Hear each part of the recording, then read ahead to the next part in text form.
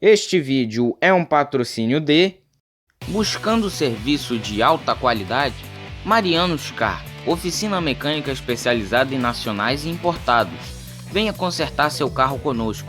Estamos localizados na Estrada do Galeão 322, no estacionamento da quadra da União da Ilha do Governador. Telefone WhatsApp DDD 21 99309 4355. DDD 21 99309 4355. Marianos Car, oficina mecânica de qualidade.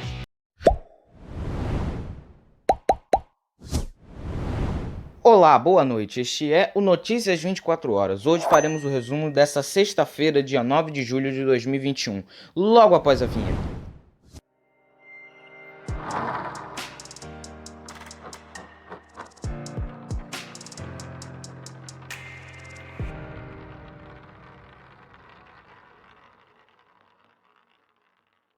Bem, vamos começar nosso resumo de notícias de hoje, mas já peço para você deixar o seu like, se inscrever no canal, compartilhar esse resumo de notícias e também ativar o sininho das notificações para você não perder nenhum vídeo do nosso canal.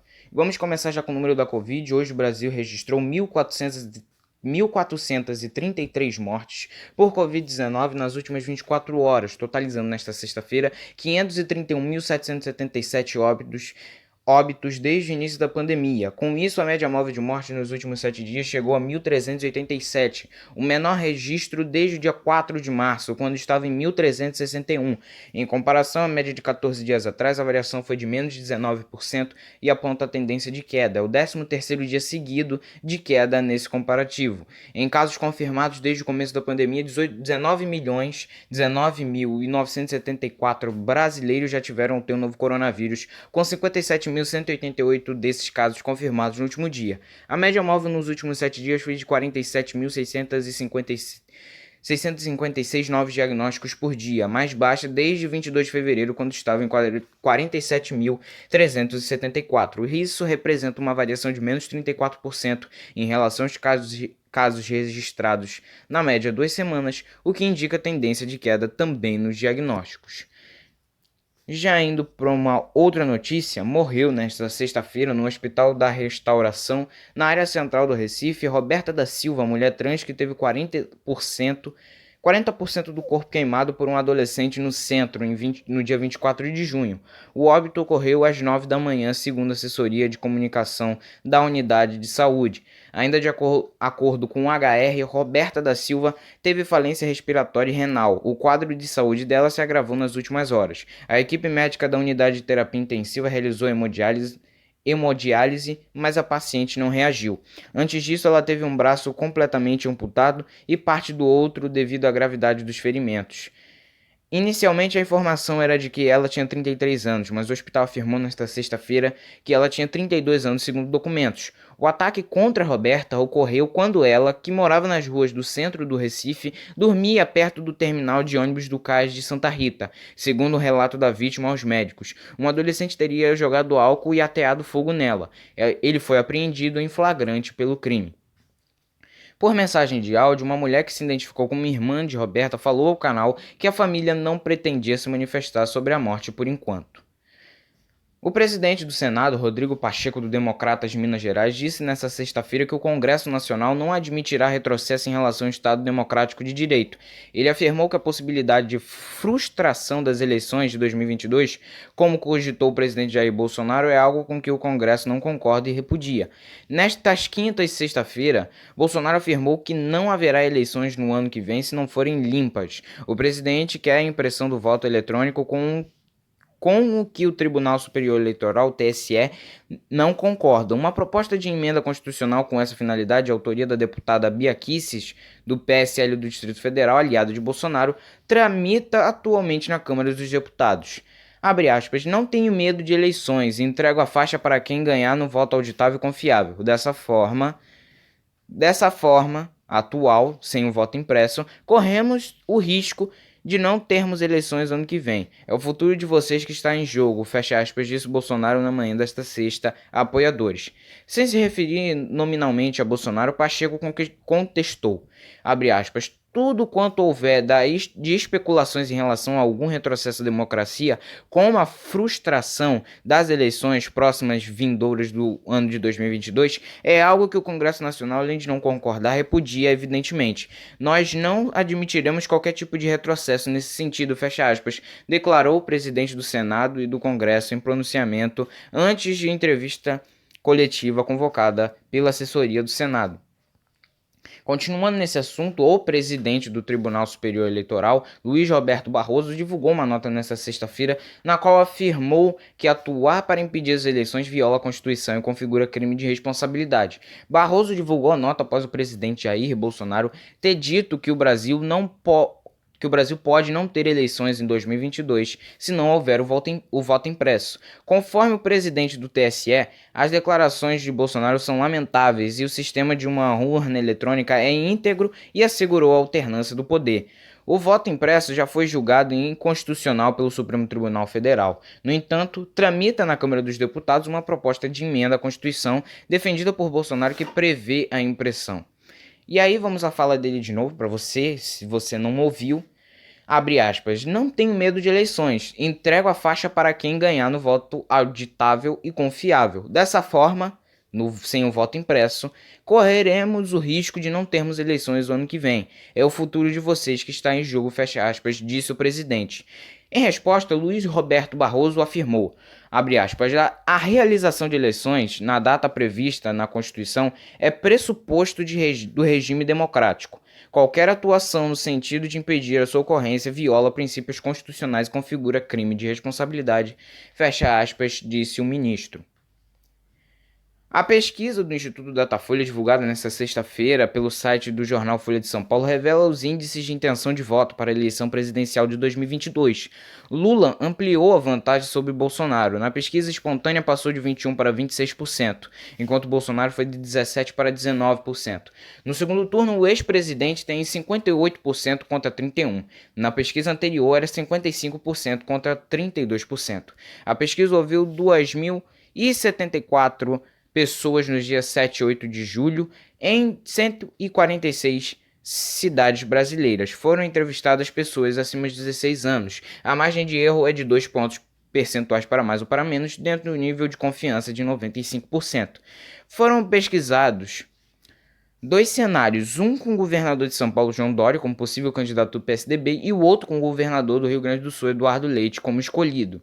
No cenário A, vem o Lula com 46%, Bolsonaro com 25%, Ciro Gomes com 8%, João Dória com 5%, o Mandetta com 4%, branco nulo 10% ou não sabe 2%. Já no cenário B, o Lula vem com 46%, Bolsonaro com 25%, Ciro com 9% e Mandetta com 5% e Eduardo Leite, do mesmo partido de Dória, com 3%. Branco nulo 10% e não sabe 2%.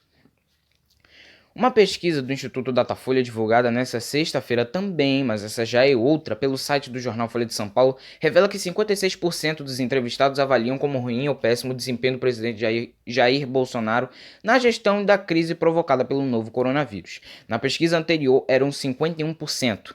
Agora está em 56% de ruim ou péssimo, 21% de regular, 22% de bom ou ótimo e 1% não sabe ou não respondeu. O levantamento também quis saber quem é o principal culpado pela situação da atual crise sanitária. Bolsonaro é apontado como responsável por 46% dos entrevistados contra 39% da pesquisa anterior. O resultado vou falar agora para vocês. Dos pesquisados que responderam à pesquisa e acharam quem é o culpado pela crise sanitária. O presidente vem com 46%, os governadores com 18%, os prefeitos com 10%, todos 7%, nenhum 9%, outros 4% e não sabe 6%. Já a avaliação do Ministério da Saúde se manteve estável em relação ao último levantamento, com variações dentro da margem de erro. O percentual de ruim e péssimo foi de 32% para 31%. O presidente Jair Bolsonaro deu bronca em ministros e mostrou uma irritação acima do normal em reunião nesta semana que discutiu, entre outros temas, a CPI da Covid. A informação foi relatada ao canal por interlocutores presidenciais. Desde a divulgação da suposta elaboração de um dossiê pelo ex-diretor do Ministério da Saúde, Roberto Dias, com informações sobre esquemas na pasta, o Palácio do Planalto acendeu o sinal de alerta e acionou aliados para entrar em contato com o servidor. Ao ser exonerado sem maiores explicações, Roberto Dias se sentiu abandonado pelo governo, por isso teria elaborado o dossiê. Presidente da CPI da Covid, senador Omar Aziz, do PSD do Amazonas, afirma ter a informação de que Dias entregou o dossiê a 2 parentes, incluindo um que mora na Espanha. A avaliação de assessores presidenciais é de que o governo errou em simplesmente exonerar Roberto Dias, sem lhe dar a oportunidade de se defender, apenas com base na acusação do revendedor de vacinas Luiz Paulo Dominguete. O senador Otto Alencar, do PSD, integrante da CPI da Covid, testou positivo para a doença nesta sexta-feira. A informação foi divulgada pela assessoria de imprensa do senador, que confirmou que ele tomou as 2 doses da vacina contra a doença. Segundo nota pública divulgada pela assessoria de Otto Alencar, desde a terça-feira o senador sentiu sintomas de gripe, coriza e discreta cefaleia. O resultado saiu após a realização de um exame PCR. De acordo com a assessoria, Otto Alencar está sendo acompanhado na Bahia por um médico infectologista e passa bem. Abre aspas, com fé em Deus logo estarei de volta ao trabalho. Sempre usei máscaras, álcool em gel e não participei de aglomerações. O vírus está comunitário. Todos devem se cuidar muito e manter as medidas de segurança recomendadas pelas autoridades sanitárias, fecha aspas, disse o senador na nota. Otto Alencar é integrante da CPI da Covid e ele participou das sessões de terça-feira, quarta presencialmente e na quinta o senador acompanhou por videoconferência. É o que a gente sempre fala, né, gente? A gente mesmo com vacina, 2 doses ou dose única, no caso se for a Janssen, que já faz uma imunização completa, a gente tem que continuar tomando as medidas de prevenção e todos os cuidados que a gente vem tendo desde o início do ano passado, lá em março. Porque só assim a gente vai conseguir poder erradicar essa doença. E também não é só bem erradicar, é o que a gente faça com que ela não flua, ela não fique muito entre a gente, que ela contamine muitas pessoas. Vocês viram números aí que eu falei para vocês que as coisas estão diminuindo, mas isso não é sinal de relaxamento. A gente tem que continuar tomando os cuidados para que sempre continue a cair esses números horríveis que a gente está convivendo desde o ano passado. O ministro da Defesa da Colômbia, Diego Molano, afirma que o país investiga informações da Interpol de que os colombianos presos no Haiti por suspeita de terem participado do assassinato do presidente Jovenel Moïse são reservistas do exército colombiano. Abre aspas, inicialmente as informações indicam que são cidadãos colombianos, membros da reserva do Exército Nacional, fecha aspas, afirmou o ministro da Defesa, que ordenou que a Polícia Nacional e o Exército colaborem com as investigações. Calma aí. Jorge Vargas, diretor-geral da Polícia Nacional colombiana, indicou que 6 suspeitos são ex-militares colombianos, 2 sargentos aposentados e 4 ex-soldados, e 2 deles morreram em confronto, segundo informações preliminares.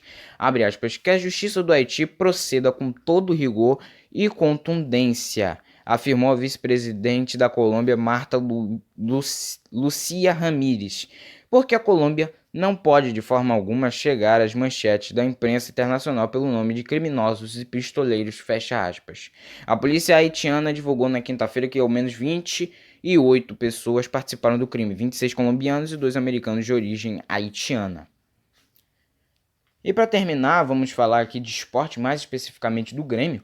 O técnico Luiz Felipe Scolari está de volta ao comando do tricolor gaúcho após 6 anos. No início da tarde desta sexta-feira, Filipão foi apresentado em entrevista coletiva virtual e admitiu o grande desafio que será tirar o clube da crise, mas também se declarou por estar em casa. Antes das perguntas dos jornalistas, Scolari foi saudado pelo presidente Romildo Bolzan Júnior e pelo vice Marcos Herrmann. Em seguida, respondeu inúmeros questionamentos. Em um deles, falou sobre suas motivações para aceitar o convite de treinar o Grêmio. Abre aspas. O desafio é muito grande. Mas será que algo pode ser maior do que estar no Grêmio? Mas será que tem algo tão grande como ser gremista e estar dirigindo o Grêmio? Será que alguém sente o que eu sinto? Eu estou em casa, fecha aspas, disse o técnico. Mais uma vez, abre aspas, nós do Grêmio estamos vivendo, mas vamos passar por isso. Vamos sofrer um pouco, mas também teremos alegrias. Estou em casa, me sinto bem. Quero mostrar a todos que estou vivendo esse momento com eles. Abraço isso. Todos vamos viver essa dificuldade, mas ficaremos felizes no futuro, fecha aspas, disse o técnico. O tamanho do desafio se dá por alguns fatores evidentes. O time é o lanterna no Brasileirão com apenas 2 pontos e ainda não venceu na competição. Scolari prometeu que a primeira coisa que o elenco precisa é trabalhar e também cuidar da parte psicológica. Bem, esse foi o resumo de notícias de hoje. Agradeço mais uma vez a todos, agradeço vocês, telespectadores, ouvintes e quem está compartilhando nosso resumo de notícia. Peço mais uma vez aqui no final do vídeo para você ativar o sininho das notificações para não perder nenhum vídeo do nosso canal. Se inscrever também, deixar o seu like, porque é muito importante, assim o YouTube começa a recomendar nossos vídeos. E mais uma vez compartilhar para todo mundo ficar muito bem informado. Mais uma vez agradeço a todos, tenham uma boa noite e até amanhã.